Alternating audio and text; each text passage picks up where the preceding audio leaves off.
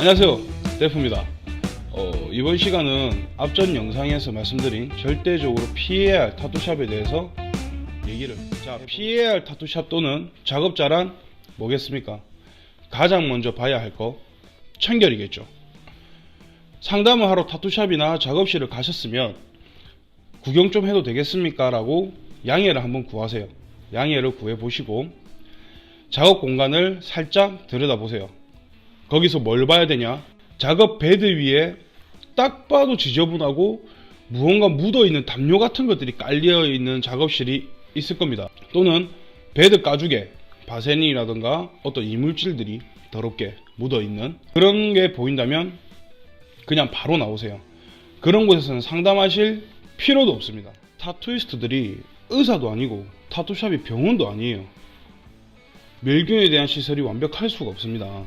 하지만 사람 몸에 시술하는 작업자로서 위생에 대한 최소한의 구비와 위생에 관해서는 자기 자신 본인과 타협이 없어야 된다고 저는 생각을 해요. 자, 그럼 최소한의 그 위생 개념이라는 건 무엇이냐? 자, 가장 먼저 일회용 바늘, 일회용 잉크를 담는 잉크컵, 그리고 주변 소독이겠죠. 우선 일회용이란 말은 말 그대로 1회 한 번만 사용하는 것입니다. 그런데 저한테 오셨던 손님 중에 이런 말씀을 하셨던 손님이 있습니다. 그게 뭐냐면 여성분이 작업을 이제 시술을 받으러 오셨어요. 시술을 해드리고 자 이제 가셔도 됩니다 라고 이제 다음 주에 뵙겠습니다 라고 하니까 그 여성분이 하신 말씀이 여기는 바늘을 안 주나요? 라고 저한테 물어보시더라고요. 그래서 제가 무슨 바늘을 말씀하시는 거죠? 물어봤죠. 그랬더니 자기가 저한테 오기 전에 다른 작업 공간에서 시술을 받았는데 그곳에서는 이제 다음 작업을 받기 전에 그날 작업이 끝나고 바늘을 지퍼백에 담아 주더랍니다. 그날 시술한 바늘을. 이 바늘은 본인 바늘이니까 다음에 작업 받으러 오실 때도 가지고 오셔야 된다고. 만약에 안 가지고 오시면은 이 바늘값 비용을 다시 받는다고. 이 뭔 개소리야? 지금 때가 어느 때인데 그딴 소리 하고 앉아 있습니까? 예? 그런 사고방식을 가지고 시술을 하고 자기가 타투이스트라고 막 사람 몸에다가 작업을 하고 저는 진짜 이해를 할 수가 없습니다. 타투를 배웠던 분한테 이건 제가 직접 들은 얘기거든요. 한 사람한테 쓴 바늘은 그 사람에게 두세 번 정도는 소독을 해서 사용을 해도 된다고 얘기를 한답니다. 바늘 그거 얼마 한다고 그거를 아낍니까? 제발 안 그랬으면 좋겠습니다. 근데 그런 작업자들이 있어요. 여러분이 이걸 아시고 가셔야 된다는 거예요. 뭐 위생적으로 절대로 사용을 하면 안 됩니다. 한번 사용한 바늘은. 그리고 그래 뭐 깔끔하게 소독을 했다 치자. 소독을 했어. 자기 딴에는 소독을 했어. 알코올에 넣고 막. 근데 처음 바늘을 까서요. 사람 몸에 이제 시술을 하지 않습니까? 그러면 바늘 끝이 되게 처음에 날카로웠던 바늘이 시술을 한번 하고 나면 바늘 끝이 조금 좀 뭉개져요. 그런 바늘로 다시 작업을 하면은 절대 이쁜 그림이 나오게 봐야 할 것. 작업자의 작업 테이블. 우리가 이제 작업을 할 때 라텍스 장갑을 끼고 작업을 하지 않습니까? 내가 시술을 하고 있는 이 손이 닿는 모든 곳에는 깔끔한 랩으로 패킹을 다 해줘야 됩니다. 뭐 베드에 랩을 싸든지 베드에 뭐 전체적으로 랩을 안 쌌다면 적어도 타투 패드, 작업을 하는 환부 주변에 타투 패드라도 깔려 있어야 됩니다. 최소한입니다. 그건 최소한. 작업자의 손이 닿는 부분이란 건 어디냐? 타투를 할 때 위에 스탠드가 있잖아요. 그 스탠드 잡는 부분, 그리고 잉크, 선반, 작업 테이블 있죠. 그거 다 이동식이에요. 그 이동할 때 잡는 손이 가는 부분들. 랩 패킹을 왜 해야 되냐? 그 이유에 대해서 제가 설명을 드릴게요.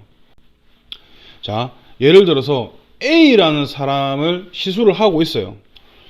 그러면은 그 타투를 작업받고 있는 부분에는 뭐 피부 각질이라던가 그리고 혈흔, 피가 이렇게 나오겠죠. 그럼 이 장갑 손바닥 부분에 피랑 이물질들이 잔뜩 묻을 거예요. 그 A라는 사람의 그 묻은 손을 가지고 자 스탠드 조명을 옮기고 작업 선반을 왔다 갔다 밀고 하겠죠. 그런데 이 선반에 랩이 안 싸져 있어요. 그러면 어떻게 되겠어요? 스탠드 안쪽이라든가 작업 테이블 이동하는 밑에 보면은 이 A라는 사람의 피라든가 이물질이 다 묻어 있겠죠. 그냥 그 장갑을 끼고 시술하는 동안 만졌으니까. 그런데 A라는 사람의 시술이 끝났어요. 끝났는데 거기를 소독을 안 하는 청결하지 못한 작업자나 타투샵이다. 그 타투샵에서 A라는 손님이 작업을 받고 가시고 소독을 안 한 상태에서 다음 손님이 오십니다. B라는 사람이 작업을 받으러 왔어요. 그러면 그분을 눕혀놓고 작업을 해요. B라는 사람을 시술을 하다 보면 B라는 사람의 혈흔이 묻겠죠.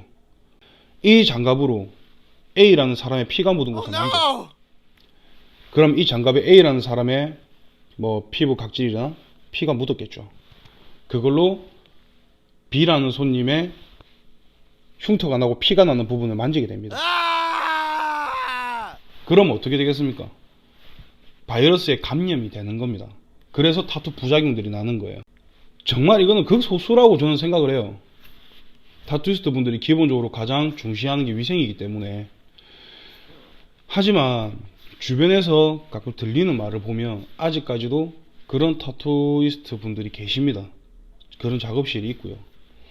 이런 걸 모르고 그냥 가셨을 때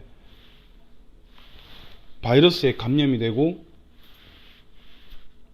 뭐 더 이상 말 안 해도 자기를 믿고 나한테 와서 이제 시술을 받으러 온 손님한테 자기 몸이 아니라고 위생적인 개념 없이 막 하는 그런 사람들은 잘해도 타투이스트 하는 게 맞아요.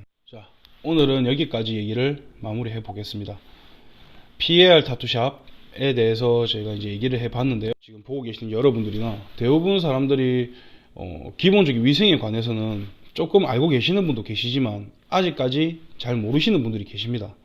제 영상을 보시고 조금이나마 도움이 되셨다면 타투를 계획 중이신 분들은 나은 청결한 타투샵을 찾으셔서 이쁜 타투를 받으셨으면 좋겠습니다. 이번에 지금 올리는 영상이 두 번째 영상인데요. 보면 자연스러워진 것 같아요. 제 생각에 조금. 앞으로 편안하게 여러분들이 영상을 보실 수 있게끔 많은 노력을 해서 질 좋은 영상으로 여러분들을 찾아뵙겠습니다. 지금까지 데프였습니다. 이 영상이 도움이 되셨다면 좋아요와 구독은